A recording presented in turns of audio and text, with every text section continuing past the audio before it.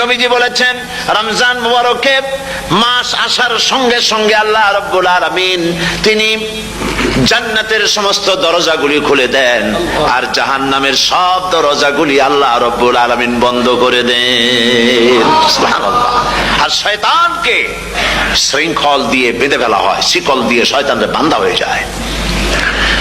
এই হাদিসটা যখনই শোনাই বিভিন্ন জায়গায় লোকেরা বিভিন্ন জায়গায় প্রশ্ন করে, হুজুর কোন তো যে শয়তানরে বাঁধতে হয়, কিন্তু রমজান মাস তো লোকেরা মদ খায়, মিথ্যা কথা কয়, তাহলে শয়তান বান্ধা থাকলো কেমনে? আমি বলি দেখেন, এরও ব্যাখ্যা আছে। এর ব্যাখ্যা হলো এই, কোন কোন ঘড়ি আছে একবার চাবি দিলে 6 মাস চলে, আর একবার চাবি দিলে 2 বছর চলে, আবার চাবি দিলে লাইফ চলে যায়, এরকমের ঘড়িও আছে। কোন কোন মানুষের শয়তানে এমন চাবি দিছে যে চাবিতে 6 মাস চলে, কোনটায় 10 মাস চলে, কোনটায় বছর চলে। রোজার মাসেও যারা গুনাহ করে শয়তানে এমন চাবি দিছে যে রোজার মাসেও বন্ধ হচ্ছে না। এরা শয়তানের খপ্পরে পড়ে গেছে।